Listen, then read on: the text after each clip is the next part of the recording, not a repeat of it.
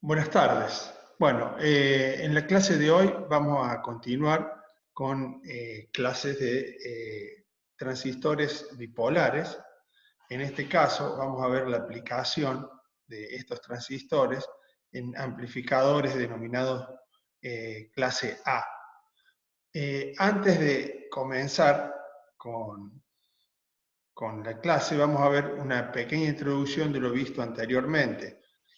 Empezamos la clase pasada, vimos lo que era un transistor bipolar, que era la unión de tres materiales. En este caso, para un transistor denominado NPN, son dos materiales de tipo N y un material de tipo P, tal como se muestra en la figura. Bien, el transistor tiene tres terminales. El emisor, que está sobre un material de tipo N, la base, que corresponde al material de tipo P, que es delgada y poco contaminada, por lo tanto tiene una impedancia mayor que las otras regiones, y el otro material tipo N tiene un terminal que se denomina colector.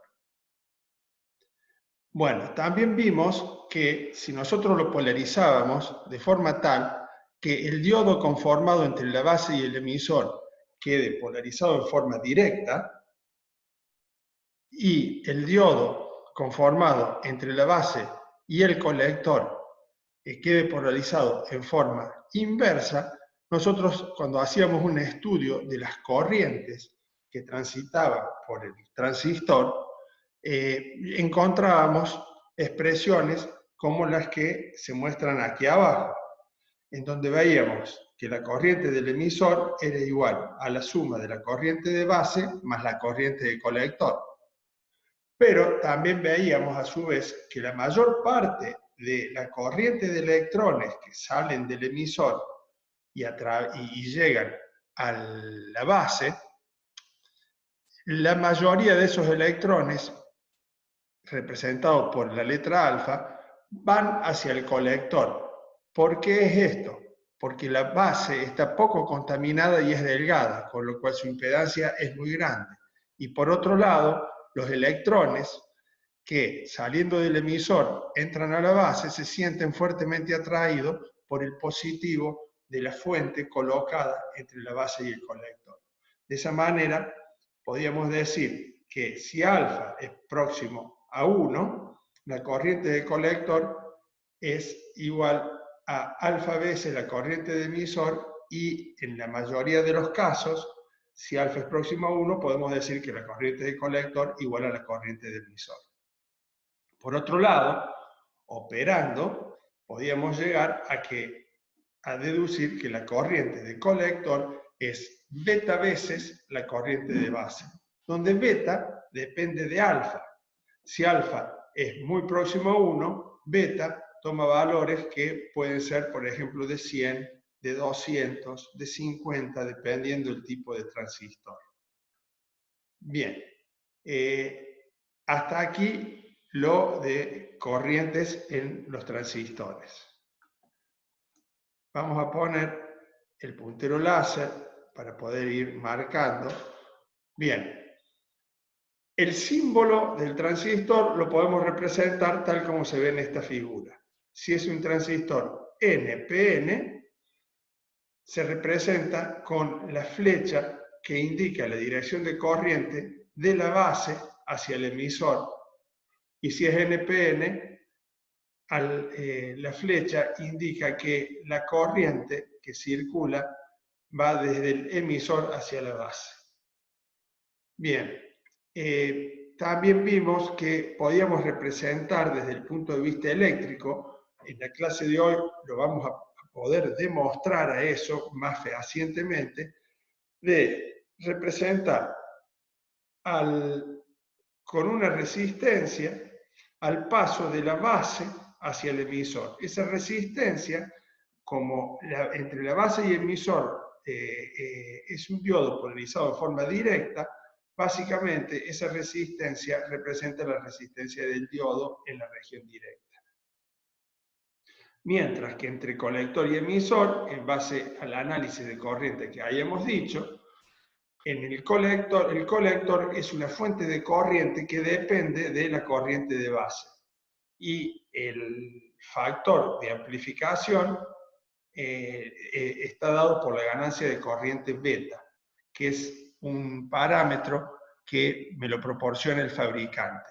El fabricante me proporciona una banda, o por ejemplo un beta mínimo y un beta máximo, y me da un beta típico para poder hacer los cálculos. No se puede ser tan preciso con el beta debido a que depende del proceso de fabricación. Y pequeñas variaciones de alfa producen grandes variaciones de beta. Bien. Aquí estamos viendo algo que también vimos en la clase pasada, la curva de salida, la característica de salida del transistor bipolar.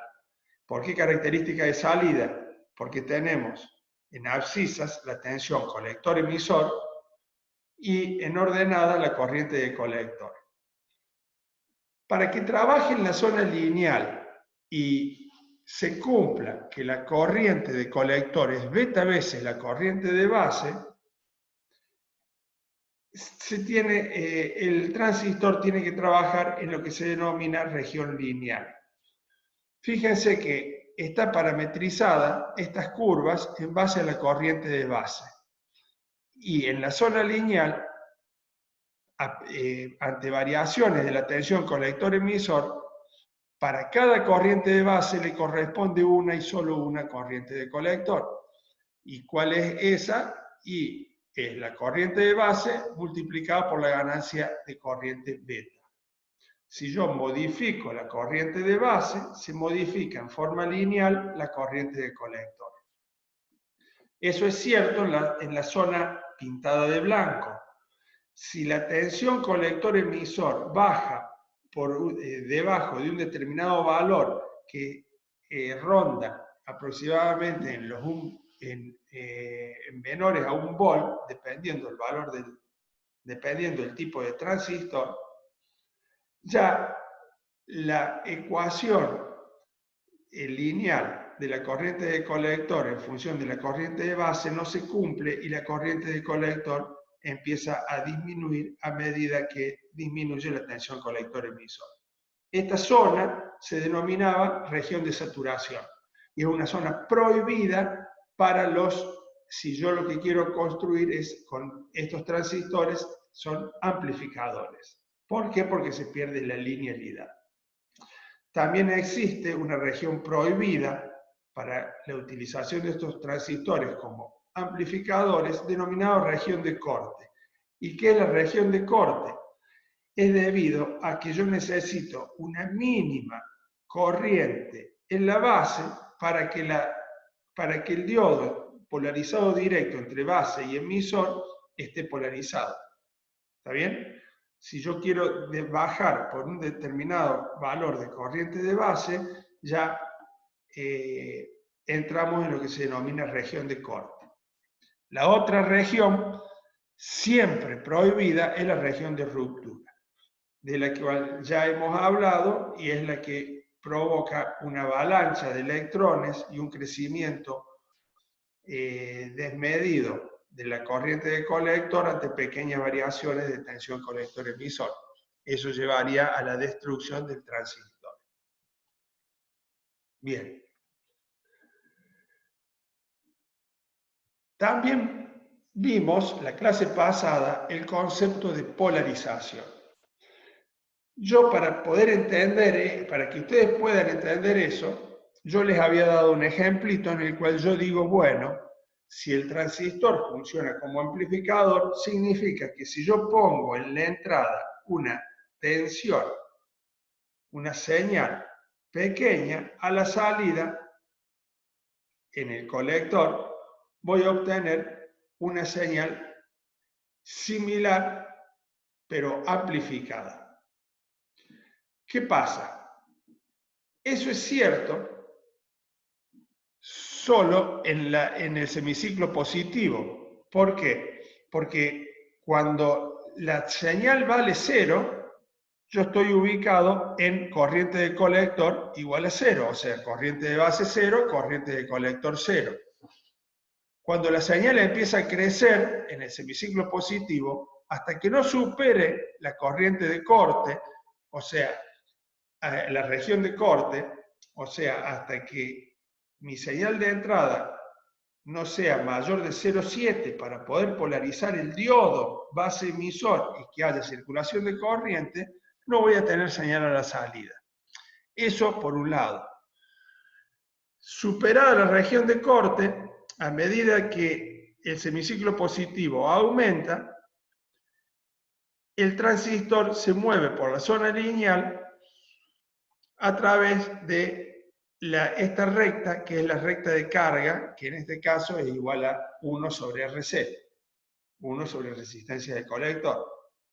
Cuando llega al pico del semiciclo positivo, ahora comienza a bajar, pasa por 0, entrando en la región de corte, y el semiciclo negativo no va a ser capaz de amplificarlo porque el diodo base emisor va a quedar polarizado en forma inversa durante el semiciclo negativo.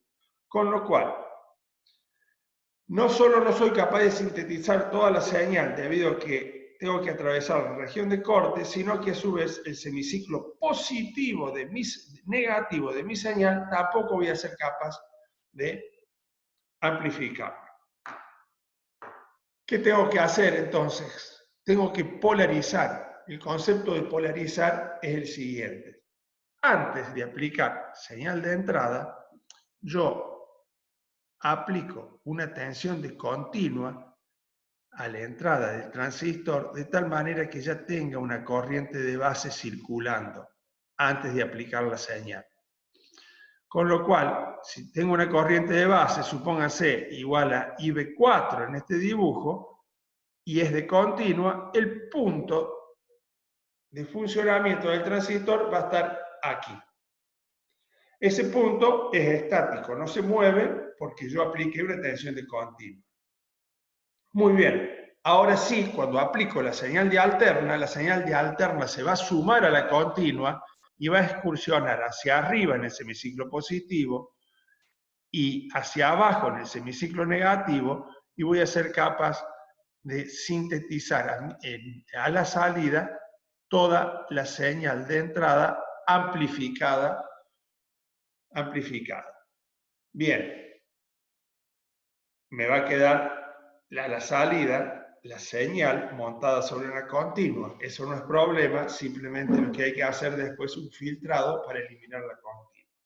Pero ese es el concepto de polarización que habíamos visto y que lo lográbamos del siguiente modo.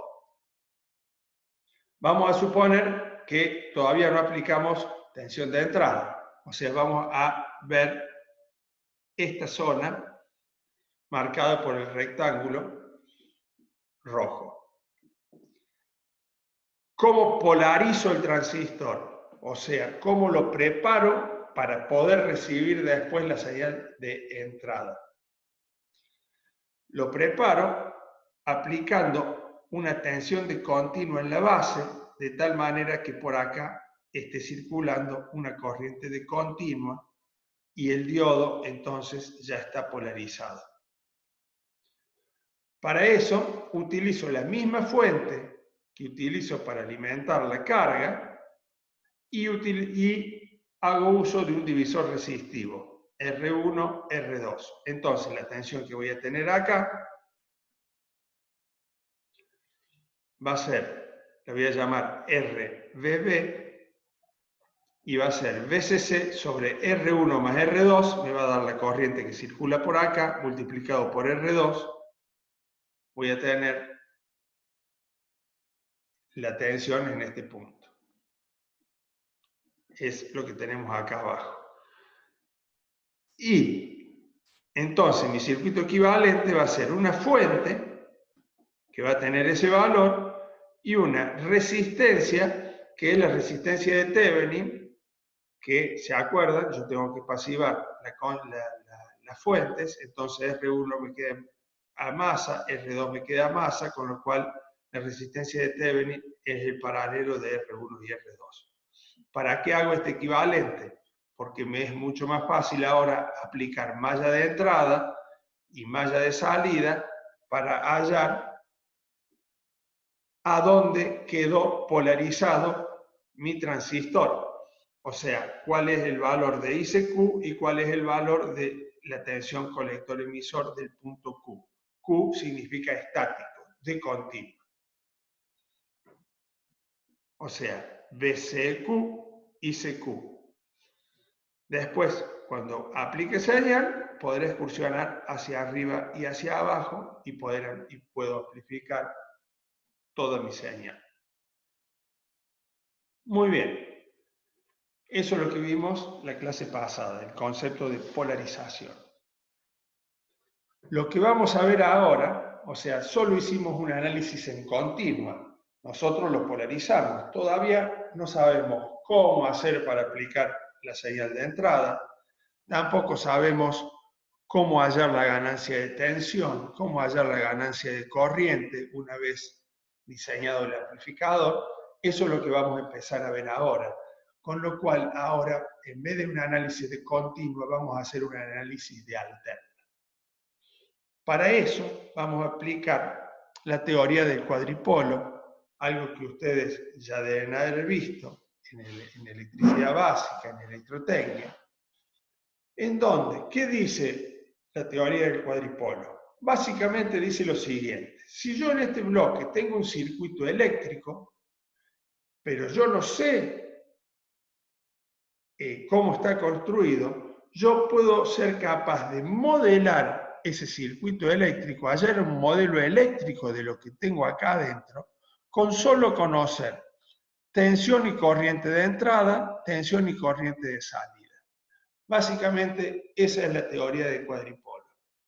Parece una cosa muy sencilla, no lo es. No lo es tanto. ¿Por qué? Porque la complejidad de realizar el modelo eléctrico de lo que tengo acá abajo va a ser más fácil o más difícil dependiendo de una buena elección de cuáles van a ser mis variables independientes y cuáles van a ser mis variables dependientes. Las variables independientes pueden ser 2 y las variables dependientes las otras 2. ¿Está bien? Tenemos 4 variables.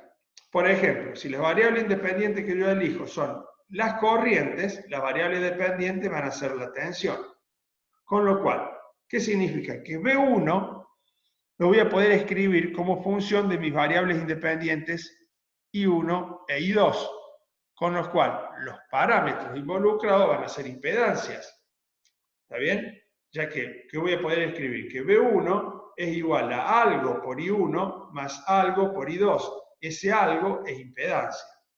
Así, con el mismo análisis, dependiendo cuáles son las variables independientes. Lo que concluyeron es que para la mejor manera de representar eléctricamente un modelo eléctrico de un transistor es eligiendo lo que se denomina parámetros H. ¿Qué son los parámetros H? Es elegir como variables independientes a la corriente de entrada y la tensión de salida. Y las variables dependientes van a ser las otras dos que me quedan, o sea, la corriente de salida y la tensión de entrada. Por lo tanto, en algunos casos, H va a ser adimensional, en otros casos va a ser impedancias, en otros casos va a ser admitancias. ¿Por qué? Porque si estas son variables dependientes, yo voy a poder escribir I2 en función de I1 y B2, y B1 en función de las variables independientes también I1 y B2. ¿De qué forma? Así, B1, que es una de las variables dependientes, la puedo escribir como H11 por I1 más H12 por B2, e I2, mi otra variable dependiente, también la voy a poder escribir en función de mis variables independientes I1 y B2 utilizando H21 y H22. ¿Qué son las H's? A ver, si esto es tensión y esto me tiene que dar tensión, claramente H11 es una impedancia. ¿Y cuánto vale esa impedancia? Si yo cortocircuito la salida, B2 vale 0, por lo tanto H11 es B1 sobre I1. Así hago con el resto de los parámetros. H12 es adimensional, ya que ya tiene dimensiones B2 y B1 tienen las mismas unidades. Por lo tanto, esto es adimensional.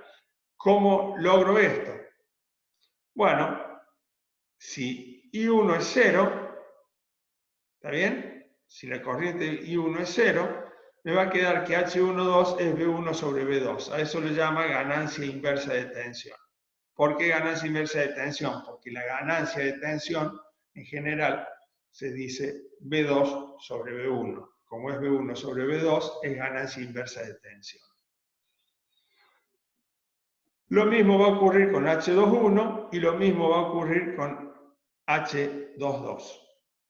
Esto va a estar en Siemens, o sea, 1 sobre impedancia, ¿está bien? O admitancia, ¿está bien? Y esta, fíjense,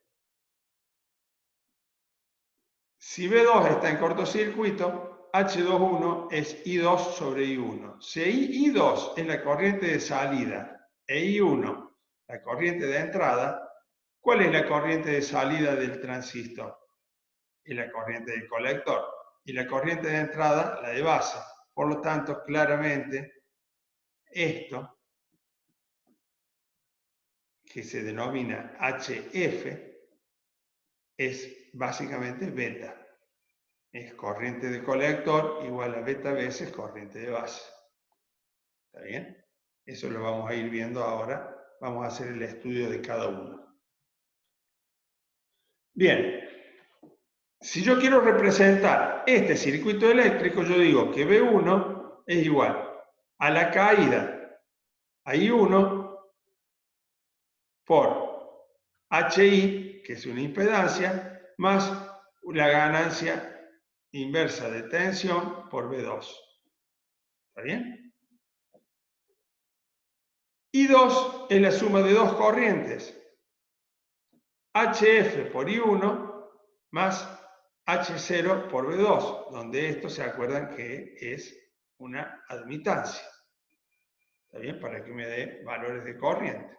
Entonces, esto es una fuente de corriente y esto es una resistencia que vale 1 sobre HO. Entonces, este es mi circuito eléctrico del transistor. Este es el modelo que a mí me da tomando los parámetros H. Fíjense que hay una similitud entre lo que habíamos visto antes y lo que tenemos ahora. ¿Qué es lo que tenemos de más? Tenemos esta ganancia de tensión, esta tensión, ¿está bien? Que es la ganancia inversa de tensión por B2, y tenemos también a la salida una resistencia en paralelo con la fuente. Para que esto sea igual a esto debería ser prácticamente nulo, o sea, esta caída de tensión es prácticamente nula, y esta resistencia debería ser muy grande, prácticamente infinita. Lo que significa que esto debería, HO debería ser 0. De esa manera yo obtendría este circuito. Vamos a empezar a hacer el estudio de cada uno. Bueno, de nuevo, si yo tengo el circuito, ahora reemplazo B1 y los H y los B2 por los parámetros del transistor. B1 es la tensión de base emisor. ¿Está claro?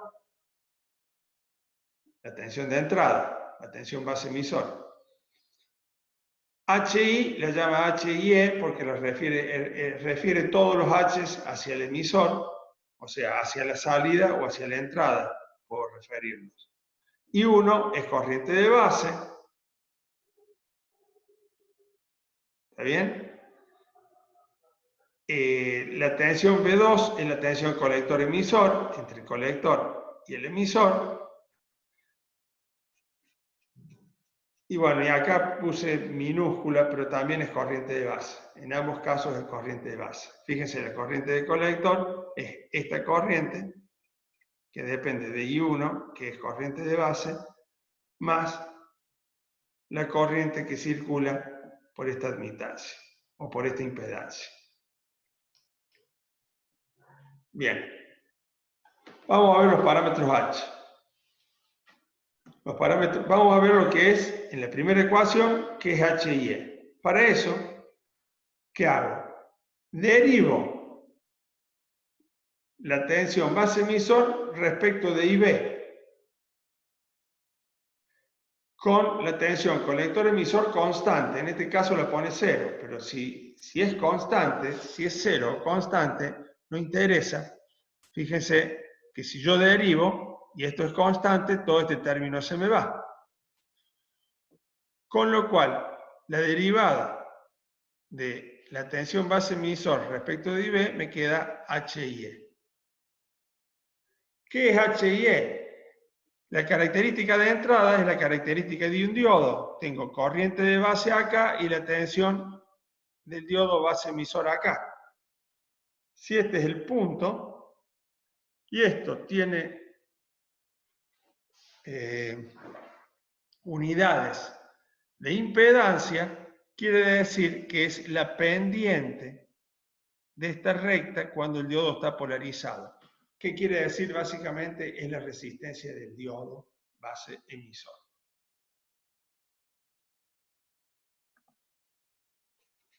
Bueno, ¿cuánto vale? Nosotros, ustedes se acuerdan de esta ecuación. Esta es la ecuación de la corriente en el diodo, donde esta era la corriente inversa, y esto es E a la Q, que es la carga del electrón, por BD, que es la tensión del diodo, K es la constante de Boltzmann, T la temperatura en grados absolutos y N dependía del proceso de fabricación. Q sobre N por K por T lo llamábamos tensión térmica del diodo y dependía de la temperatura. Y que a 25 grados centígrados, que es la temperatura ambiente normal, valía aproximadamente 26 milivolts. Con lo cual me quedaría VD sobre 26 milivolts. Cuando está polarizado directo, este término es mayor que 1, por lo tanto, esto lo puedo despreciar y como la corriente, como el diodo base emisor, yo lo polarizo directo, me queda esta ecuación. Si yo a esta ecuación la divido, hago la derivada parcial de IB respecto de la tensión base emisor, me queda IB sobre BT. ¿De dónde? En definitiva, sabiendo que la corriente de emisor es beta más 1 por I de base, y que si nosotros decimos que la corriente de colector es beta por I de base, si beta es mayor que 100, por ejemplo, beta más 1, 101 o 100 es lo mismo, decimos que la corriente de emisor es igual a la corriente de colector, me va a quedar que H y E es beta más 1, o beta directamente, 26 milivolts sobre ICQ. Con lo cual, si yo polarizo el transistor en un determinado ICQ y sé el beta del transistor, yo ya sé cuánto vale H y E. Con lo cual, en este circuito, esto ya sé cuánto vale. Depende del valor de ICQ, de donde yo polaricé el transistor. Vamos a tratar de hallar ahora el parámetro HFE. Bueno, eso sale de la segunda ecuación que habíamos visto. ¿Qué tengo que hacer? Si yo lo que quiero hallar es HFE, tengo que derivar IC respecto de HFE para una tensión colector-emisor constante, o sea, en cualquiera de estos valores. Me paro en un valor constante y miro aquí. ¿Qué es HFE? Básicamente, si yo, sabiendo que la corriente de colector la puedo escribir como alfa sobre 1 menos alfa, ¿se acuerdan que esto era beta? Por I de base, más beta más 1 por ICO, que esta generalmente la despreciábamos, porque esto era muy chiquito respecto de esto, nosotros podíamos decir, si yo derivo IC respecto de IB, me queda que es alfa sobre 1 menos alfa. O sea que HFE es beta, es lo que habíamos dicho hace un rato. Entonces, si yo miro la hoja de datos del fabricante, ya tengo el valor de HFE. Entonces ya encontré dos. Encontré la resistencia de entrada, HIE, y encontré HFE.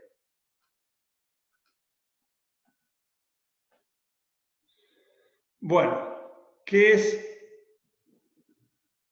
HOE?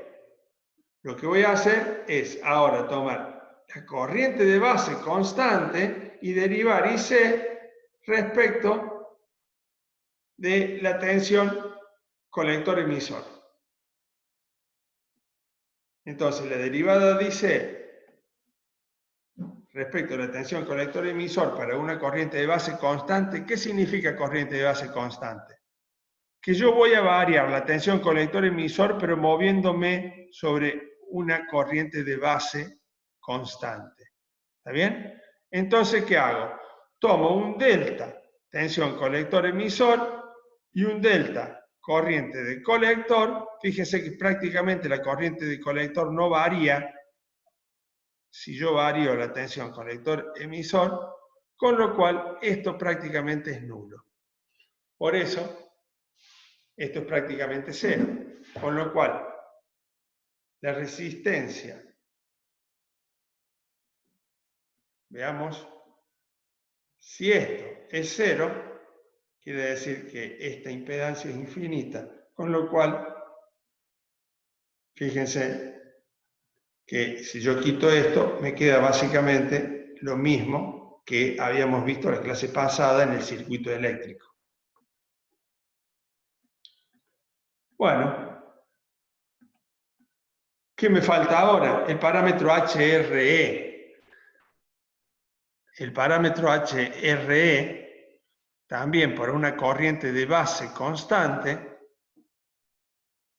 si yo derivo la tensión base-emisor del diodo de entrada, del diodo entre la base y el emisor, que está polarizado directo, si hago delta tensión base-emisor y veo cuánto varía la corriente de base para distintos valores de tensión colector-emisor, voy a ver que prácticamente la tensión base-emisor no varía para distintos valores de tensión colector-emisor, manteniendo la corriente de base constante. Con lo cual, esto es prácticamente cero, por lo tanto, si vuelvo, vamos a mostrarle nuevamente esto. Si esto es cero, esto no existe. Por lo tanto, me queda solamente la resistencia esta. Entonces, el modelo eléctrico básicamente se puede demostrar que aproximadamente el modelo eléctrico del transistor es este, con lo cual es un modelo bastante simple.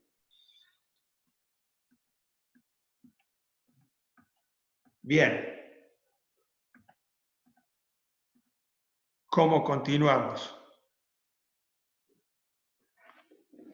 Esto es un resumen. H y E lo puedo calcular, si sé a dónde lo polaricé y sé el beta, y esto es 26 milivolts, ya tengo cuánto vale H y E, que es esta R. HFE básicamente es el beta, eso me lo da el fabricante, es el beta, y este vale 0 y este vale 0, con lo cual esto lo puedo despreciar y esto también lo puedo despreciar. Eso como resumen. Bueno, capacidades de acoplamiento y desacoplamiento. Ahora, una vez que ya tenemos el modelo eléctrico en alterna de mi transistor, ¿cómo hago yo una vez que polaricé? ¿Con qué polarizo? Con R1 y R2. ¿Cómo hago para inyectar entrada? Para inyectar la señal de entrada. Le inyecto a través de un capacitor. ¿Por qué a través de un capacitor? Porque la continua, un capacitor representa para la continua un circuito abierto, con lo cual la continua que yo tengo debido a este divisor resistivo no deriva corriente hacia este lugar. Y el capacitor para la alterna, si yo lo modelo bien, es prácticamente un cortocircuito. ¿Por qué? La impedancia en un capacitor es 1 sobre omega C. Si omega es lo suficientemente alto, la impedancia es prácticamente nula. Entonces, de esta manera, una vez que yo polaricé el transistor, para ingresar la señal de entrada, le ingreso a través de un capacitor. Bien. También decíamos que a la salida, debido a la polarización, teníamos la corriente de entrada amplificada, si la sacábamos de colector, también pero montada sobre una continua. ¿Cómo filtro la continua? También con un capacitor. ¿Por qué? De nuevo, este capacitor es una impedancia infinita para la continua, con lo cual para este lado solo pasa la señal de alterna amplificada. ¿Qué es este RE? ¿Se acuerdan para qué poníamos RE? La clase pasada vimos factores de estabilidad. O sea, nosotros decíamos, yo quiero polarizar mi transistor, es decir, ubicar el punto Q en un determinado lugar. Pero ese punto Q se podía llegar a mover debido a problemas de temperatura o porque el beta con el que yo hice los cálculos no era realmente con el beta que trabajaba el transistor. Y vimos que yo lograba estabilizar o minimizar esos errores debido a la temperatura o a una mala elección del beta con la introducción de una resistencia RE. Esta RE es para estabilizar el punto Q. Punto Q es análisis en continua. Olvídense de la señal. Estoy viendo este pedazo. ¿Está bien? Yo pongo el punto Q y poniendo un RE, una resistencia en el emisor, hago que ese punto sea estable por más que varíe la temperatura. Ese es el concepto de poner RE. Si no tuviera problemas de variaciones por temperatura o el beta, yo tuviera certeza de qué valor es, no pongo RE porque estaría disipando potencia de vicio. Muy bien. Ahora, esa RE es para estabilizar el punto Q. Cuando yo inyecto la señal, esa señal se me va a traducir a la salida, o sea, va a circular por RC y por RE. Si yo no quiero que circule por RE, pongo en paralelo un capacitor de tal manera que la alterna, en vez de pasar por RE, pasa por el capacitor, porque el capacitor va a representar un cortocircuito para la frecuencia de mi señal de alterna. O sea, es para desacoplar RE. Estos son capacitores de acoplamiento porque me permite acoplar la señal de entrada y acoplar la carga y este de desacoplamiento. O sea, en un análisis de alterna, RE debería desaparecer. ¿Cómo lo hago desaparecer? Poniendo un capacitor. Esto es un cortocircuito para la alterna. Perfecto. Esto también es un cortocircuito para la alterna y esto también es un cortocircuito para la alterna. Bien, eso es capacidad de acoplamiento y desacoplamiento. ¿Qué es la recta de carga de continua? Es algo que necesitamos saber para poder diseñar. Si yo hago un análisis en continua, este capacitor es un circuito abierto, por lo tanto esto no existe. Esto es un circuito abierto, por lo tanto no existe. RE está presente y esto tampoco existe. O sea, hago el análisis en continua. La pregunta es, mi recta de carga a la salida o mi impedancia de salida, ¿cuál es? Mi impedancia de salida va a ser RC más RE. Esta es la salida del transistor. ¿Está bien? Bien, si ya sabemos que esa va a ser mi recta de carga de continua, ¿cómo la dibujo yo en la característica de salida? Y bueno, planteo la ecuación de salida. ¿Cuál es la ecuación de salida? BCC va a ser igual a ICQ. ICQ es continua, todavía no metí señal, ICQ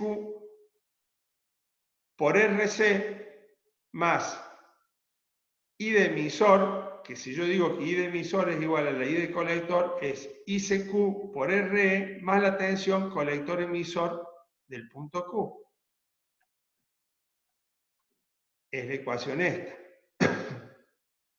Bien, si yo tengo esta ecuación, ¿qué digo? Cuando ICQ vale 0, o sea, cuando estoy acá, VCQ va a ser igual a VCC. O sea, estoy en este punto. Y ahora al revés, cuando VCQ valga 0, ICQ va a valer VCC sobre RC más RE. Uno este punto con este punto y tengo la recta de continua. ¿Cuánto vale esta pendiente? Menos 1 sobre RC más RE. Menos 1 porque tiene una pendiente negativa. Si yo le dibujara así, sería más. Es menos 1 sobre RC más RE. Esa es mi recta de continua. Dentro, en esa recta de continua, está ubicado el punto Q. Bien, ya sabemos cuánto es la recta de carga de continua.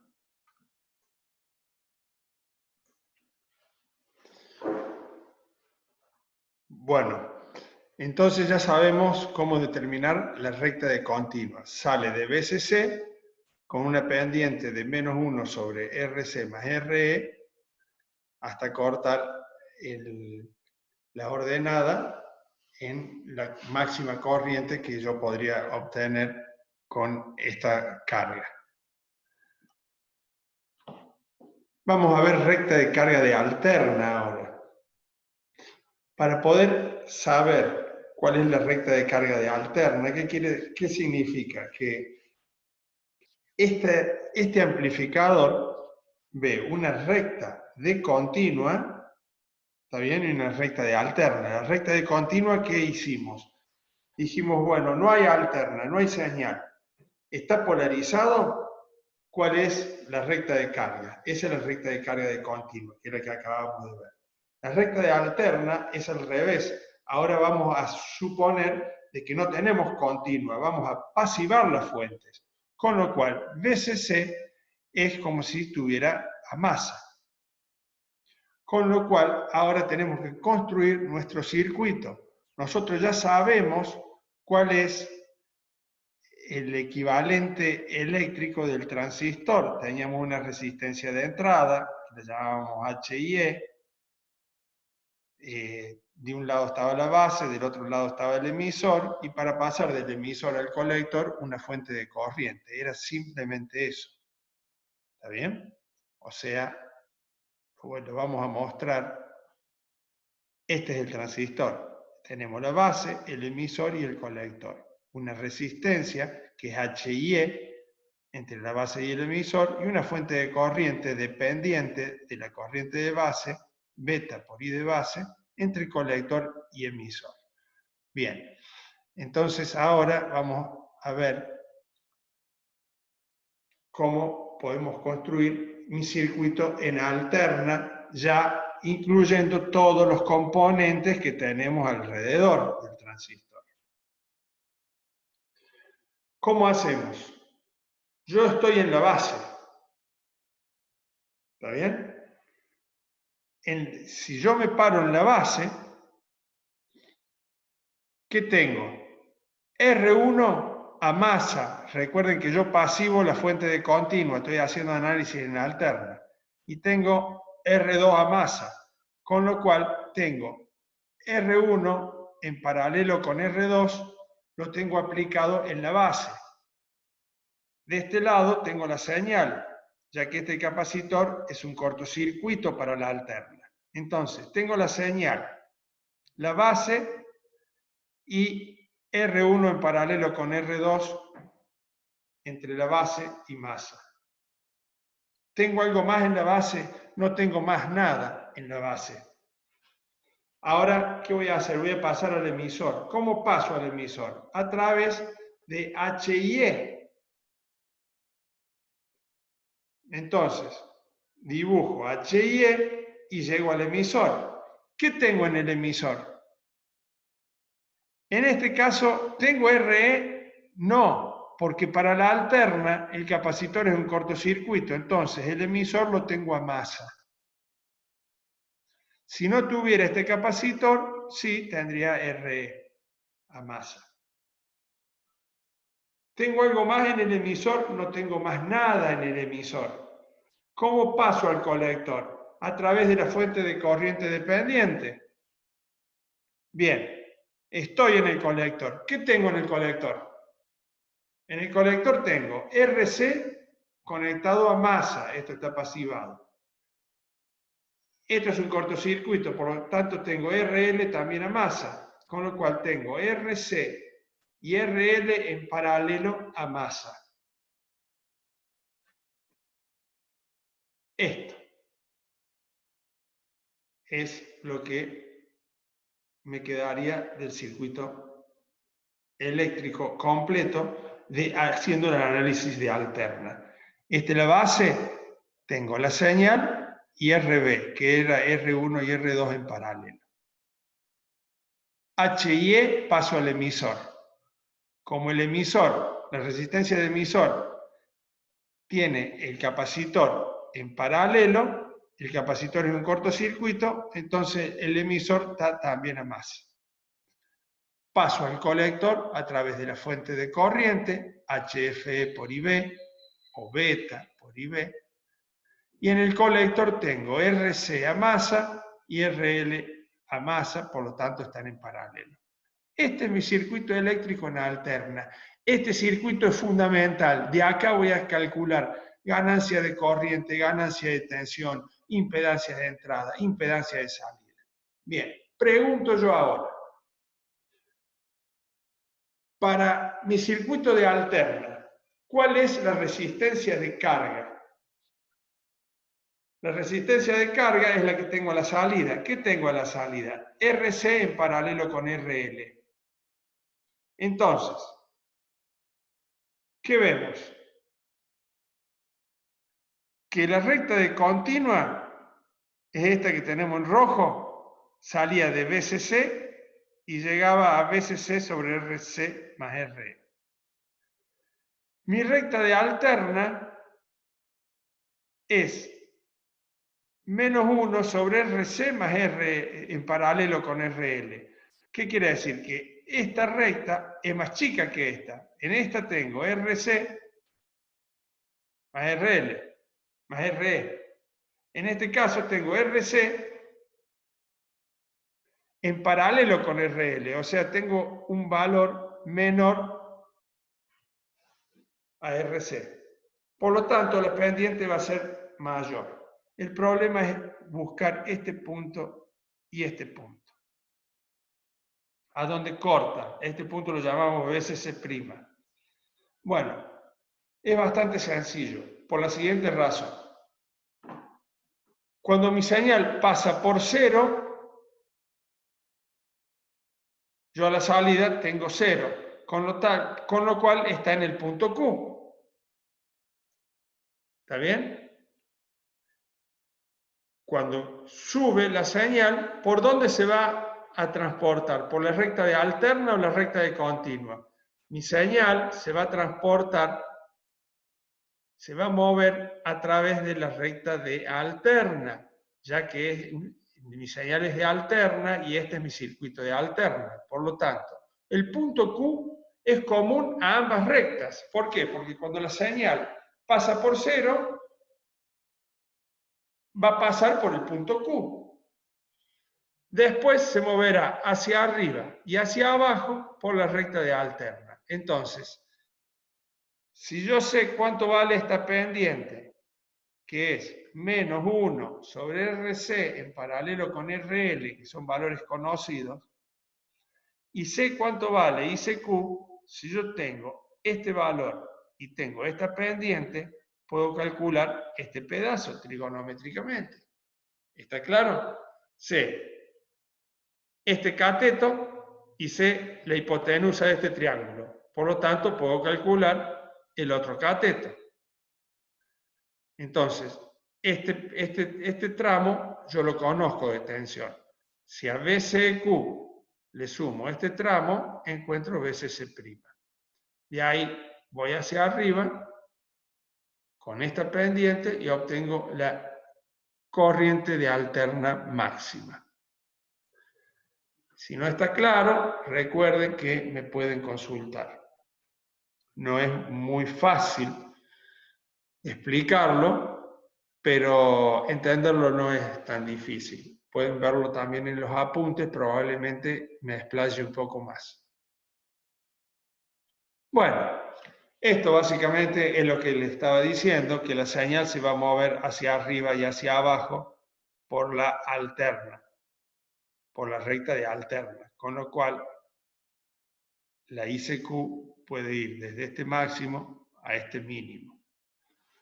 Una pregunta, ¿qué me convendría? Que el punto Q esté en el centro de la recta. ¿De qué recta? ¿De la de alterna o de la de continua? Y si se mueve por la recta de alterna, a mí me conviene que esté en el centro de la recta de alterna. ¿Por qué? Para poder excursionar hacia arriba y hacia abajo la misma cantidad. Si este punto Q estuviera acá, en el semiciclo positivo puedo excursionar solamente este pedacito y toda la otra parte me queda cortada la onda. No puedo ir más que esto. Y después para abajo sí podré excursionar, pero el semiciclo positivo lo corto. Entonces el punto Q me conviene ubicarlo en el centro de la recta de alterna. ¿Por qué de alterna? Porque la señal se mueve por la recta de alterna. Hay una formulita para calcular a dónde puedo ubicar el punto Q para que esté en el centro. ¿Y qué es? Que ICQ tiene que valer BCC sobre la recta de continua más la recta de alterna. La recta de continua, ¿se acuerdan? Era RC más RE y la recta de alterna era el paralelo de RC con RL. Con esta formulita, si yo digo el punto Q va a estar ubicado, el punto ICQ tiene que valer, este valor es porque lo estoy ubicando en el centro de la recta de alterna. No siempre es conveniente. Ya vamos a ver por qué, en el práctico lo van a ver. Pero si yo lo quiero ubicar en el centro para poder excursionar lo mismo hacia arriba y hacia abajo y aprovechar todo el amplificador, esta es la formulita a usar. ¿Está bien? Si no se dan cuenta cómo calcularla, también me consultan y yo les mando, son 2 o 3 cuentas muy sencillas. ¿Está bien? Que tengo que decir que este pedacito C igual a BCQ. O sea, si esto es BCQ, de acá a acá también BCQ, y lo voy a ubicar en la recta de alterna. ¿Está bien? Bien. Ahora vamos a ver las diferentes configuraciones de amplificadores clase A. En este caso vamos a empezar con amplificador en configuración emisor común. Yo voy a parar el video aquí y les voy a mandar otro video con las diferentes configuraciones. Vamos a ver configuración en emisor común y en colector común. Vamos a calcular ahora sí estamos en condiciones de calcular ganancia de tensión, ganancia de corriente, impedancia de entrada, impedancia de salida. Bueno, paro el video aquí para que no sea tan pesado y después le mando otro video con la parte que nos estaría faltando. Entonces, vamos a finalizar